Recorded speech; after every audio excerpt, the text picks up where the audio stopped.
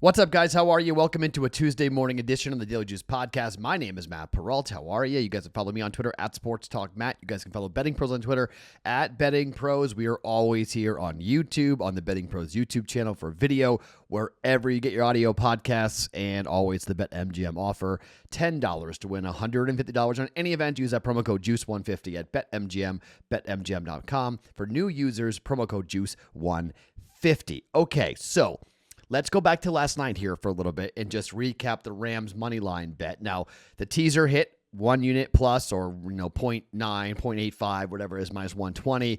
We get the money line plus 120 to come in. Both prop bets do not cash for us, with Hopkins winding up 5 yards short. That dropped fourth down pass would have gotten us the over for DeAndre Hopkins, but then the anytime touchdown for Kyler Murray does not come in either. So we lose both prop bets, but overall a winning day for us here on a Monday with a very nice teaser hit and the money line plus 120 cash for the Arizona Cardinals to lose to the Rams outright. Everyone was on the Cardinals. BetMGM reported every single state that they operate in, every single state, heavy on the Arizona Cardinals. The line after the COVID news came out that they were going to be missing Tyler Higbee, and Ramsey and company, like 5 players were out for COVID, moved to half a point. Okay? There was no reaction. The books were not playing around. They knew the pros were on the Rams. And I'm not saying we're always going to be right by fading the public. I don't think it's a blind, you just automatically do it. But there are certain games in certain situations where you do. And that was one of them. You're talking about 90% of the money coming in on Arizona. Everyone jumping on the Cardinals. Everyone in the content space. Cardinals. Go the other way. More often than not, you're going to wind up winning. Okay? It's been my philosophy for a very long time when it comes to moments like that. And there's been at least 3 of those during this football season where we've looked at it and said, you know what? Go the other way because everyone is on this one side. Hasn't hit every single time, but it's hit more often than not. And I think that just that philosophy, the contrarian angle, is the way to play it, and to go against the masses and go against where everyone's running. When they go right, we go left, okay? We just don't play around with this. Go the opposite direction for what people are going into. And the Rams, backed against the wall, must-win situation. And frankly, look, they're a team that was picked to win it all for a reason. Matthew Stafford played really well. I don't like Matthew Stafford, but Cooper Kupp was incredible. Great throws by Stafford, and the defense played great. I mean, the defense, huge pick in the red zone, was a tone setter in that game. 2 picks of Kyler Murray, and then some really poor coaching by Cliff Kingsbury. Look, if you think Cliff Kingsbury's winning the Coach of the Year, rip up those tickets. That's done, okay? I'm not saying Belichick's winning it, but Kingsbury's not, okay? That was in prime time in a big game against a big rival in a chance to win the division, clinch a playoff berth, and really knock out the Rams, and he couldn't get it done.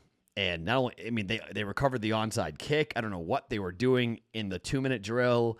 It was just a whole cluster for Cliff Kingsbury. His team was not prepared to take care of business. That's coaching, and that can blow the Coach of the Year award when you lose to an arch rival like that. Sean McVay is now 5-0 at Arizona straight up, 5-0 against the spread. The guy owns the Cardinals in Arizona. That one game earlier this year was just kind of a blip. All right? So, good night, winning night. All right, so tonight, Tuesday, we're going to hockey. I haven't bet hockey in a long time, okay? People say, oh, no one cares about hockey, don't bet hockey. I like betting hockey. We need to bet hockey because we're running out of football, and we need to get back into the NHL. So I got 2 NHL bets today. We haven't bet college basketball for a little bit.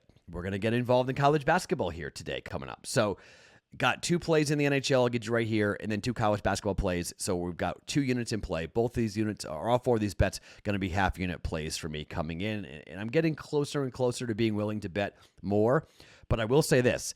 The Steph Curry to break the record and the Warriors against the Knicks is probably going to be an ad during the day. Okay, Steph Curry needs 1 made 3, I believe. I think he needs 1 to tie and 2 to break the record, I believe, for Ray Allen. He will do it at MSG. He will probably do it in the first quarter. My guess is the books are going to put up a bunch of props as to like when will Steph Curry break the record, blah, blah, blah. Again, under 6.5. I gave that out on the Discord channel yesterday. Under 6.5 threes was under 5.5 was plus money, and he hit 5 last night. against the Indiana Pacers. So that big plus money 5.5 came in. The 6.5 that was juiced heavily, that also came in. I played the juiced up one, not the under 5.5, but they both hit. So to me, I'm going to be involved in that market at some point during the day. Discord channel, bettingpros.com/chat, or the link is underneath me on YouTube to get into the Discord channel. I will tell you what I'm going to do with the Steph Curry against the Knicks coming up at MSG with the Warriors. Just don't know just yet, but we'll get into that coming up during the day today on the Discord channel. All right, let's start with the Boston Bruins up against the Las Vegas Raiders, or the Vegas Raiders.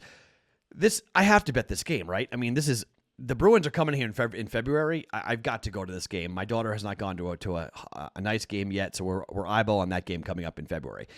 So the Bruins have some momentum here. They got a couple of wins. They got a nice win over the Oilers. They've won 2 games in a row. And Vegas normally is a team, their power play is absolutely pathetic. I mean, it is so bad. And 5-on-5 is how the Vegas Golden Knights generally beat teams. They're always better 5-on-5, except for the Bruins. I don't think they're going to be better than the Bruins 5-on-5. The Bruins really are a tough team to score on 5-on-5, and they haven't announced which goaltender is going to be in net tonight, but I don't think it really matters. I think the Bruins just are a better defensive team here, and I don't think Vegas is going to be able to take advantage of the 5-on-5 opportunities that they normally get against other teams. The Bruins at home are very physical. They're tough to score on. They're tough to face. Look, it's juiced up. I got it at minus 130.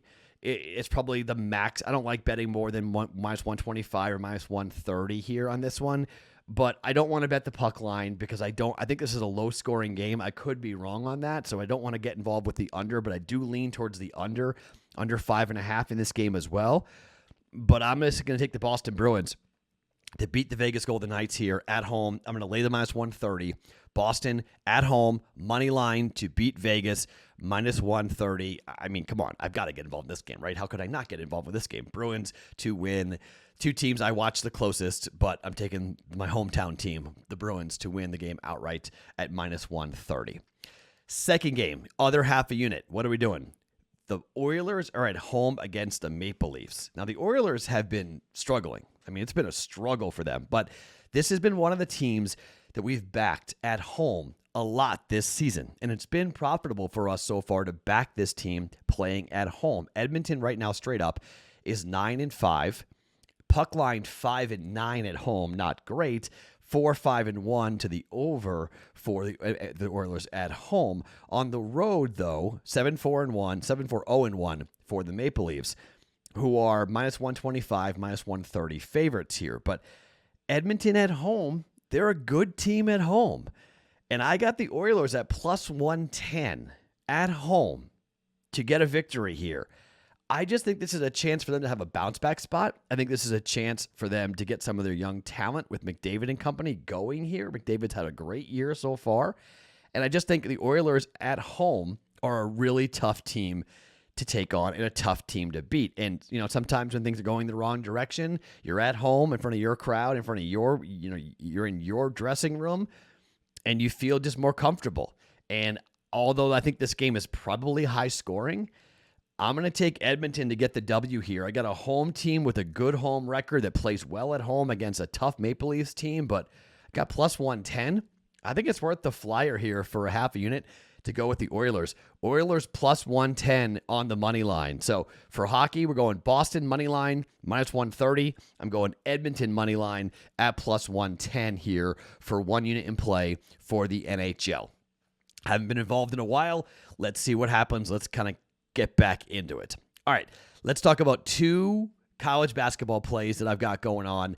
I'm going to go to the totals in 2 of these games. And, well, I tend to bet teams I watch and teams that I know, okay? So to me, although my college basketball betting has not been great, I'm going to try to get myself back going more heavily into college basketball. And picking sides is right now, I'm not doing great picking sides. So I'm going to go to some totals here tonight, and I'm going to start with Alabama at Memphis. Crimson Tide to the over, 5-3-1. Memphis to the over, 5-4. At home, Memphis 4-1 to the over. Alabama on the road, 2-2-1 to the over. The total is 155.5. According to KenPom.com, Memphis has the 13th fastest adjusted tempo play in college basketball. Alabama comes in at 20th. So both these two teams are top 20 in the country when it comes to adjusted tempo, according to KenPom.com. They get up and down. We know what Bama likes to do. Bama shoots a ton of threes, right? They're not the most accurate this year. 35% not great, okay? However, they do go into these games and they shoot 9.9 threes per game. That's 25th best in the country. So while they may not hit a ton of them, they do take a ton of 3-pointers. They are they're top 25 in effective field goal percentage, which is a really big key to me. But Memphis defensively is pretty good here. 43% effective field goal percentage is 23rd in the country, so that's top 25 as well. Alabama, however, 46.9. Bama's not great defensively. 90th in effective field goal percentage. Memphis, 52.5%. That's 84th best in the country. Memphis, right around Alabama, 35% shooting from behind the arc, 52% shooting inside of it. They only take 6.4 threes per game. Alabama attempts 28.2 threes per game. They make 9.9. Excuse me, I was misreading that. Alabama takes 28 threes. They make 9.9. Memphis takes 18 threes a game. They make 6.4, which is not great, but they do make a bunch of 2-point shots. Okay, they are a pretty good shooting team inside with up tempo, go to the rim, go to the rack, right? 155.5 with this tempo. Let's hope Bama bombs threes, hits a bunch of them. Hopefully Memphis gets to the rim. A bunch of and one opportunities for Memphis. I'm going over 155.5 for Alabama and Memphis here to see a lot of points being scored between Alabama and Memphis over the last, 2 of the last 3 games for Memphis have gone over. The last 3 games for Bama against Florida, Gonzaga, and Houston have all gone over. Bama is starting to play. They're starting to score. Bama scored 83, 91, and 96 points in their last 3 games. They're playing well offensively. We're going to go over 155.5 and hope that Memphis can match and score some points. 2 of the last 3 against Georgia, Mississippi, and Murray State have gone over, scoring 72, 67, and 80, and 79 points. So let's get a good, 80 points here out of Memphis. Let's get Alabama with 90, and let's sail over this 155.5 total for this one, okay? Half unit play, minus 110. In the last game, the Creighton Blue Jays taking on Arizona State in Omaha. Jays are favored by 7.5 points. This feels heavy to me, and I'm not in love with this, but the total is 136.5. You know what's crazy? Creighton right now is 215th in adjusted tempo in the country, according to KenPom. Creighton, they normally go up tempo. They normally play really fast. They are playing very slow this year. They are 3-6-1 to the over. Arizona State is 3-7 to the over. The Creighton Blue Jays are 1-4 to the over at home this season. Arizona State is 3-2 to the over on the road, but the last game against BYU, the game that I was on BYU and the Jays blew them out 83-71, so maybe you're like, well, they turned a corner. Okay, maybe. But in the home game against Iowa State, under. Home game against North Dakota State, under. Home game against SIU Edwardsville, under. Neutral site against Southern Illinois, under. I mean, they just come right now, they're on a streak of 4 of the last 5 have gone under for the Creighton Blue Jays. On the other side, 2 of the last 3 for Arizona State have gone under. Grand Canyon went under against Oregon, went over by 3.5 points, 69-67. They won that game against Oregon on the road. Against Washington State, that game was 51-29. 51-29. That was the game where it's like, oh my gosh, what happened? Arizona State can't score. I mean, they just can't. They're just a bad offensive team. But the Jays can really run hot and cold, too. I'm just not comfortable saying the Jays are going to be able to cover this. And I'm like, you know what? Arizona State scores 64 points per game. That's 267th in the country. It's horrific. But the Jays only score 73 points per game, and defensively, Arizona State's not awful. That's how they're winning games. They're playing solid defense, and they're trying hard to hold teams down, not giving up a ton of threes. And frankly, look, the Jays offensively, this is not a typical Creighton basketball team. They're not up and down shooting a bunch of threes. Maybe they'll get into that, but the Jays are shooting 19 threes per game and hitting 6 of them. That is not typical. They're normally in the 25, 26 range, hitting 9, 10 a game. So they're just not scoring the way that they used to. Their effective field goal percentage is pretty good, but Arizona State defensively is not horrible. They're top 100. Jays are top 50, so it's not awful. Total is 136.5. I'm going under here. Arizona State and Creighton. I'm taking the under. 136.5 under for the Sun Devils and the Creighton Blue Jays at -110. All right, 4 plays, 2 in hockey, 2 in college basketball. We're going the Boston Bruins -130 against the Vegas Golden Knights. We're taking the Edmonton Oilers at +110 at home against the Toronto Maple Leafs. We're taking the over for Alabama and Memphis at 155.5. And I'm taking the under for Creighton and Arizona State at 136.5. My name is Matt Perrault. You guys can follow me on Twitter at SportsTalkMatt. Each and every morning, it's the Daily Juice Podcast, always being brought to you by BetMGM.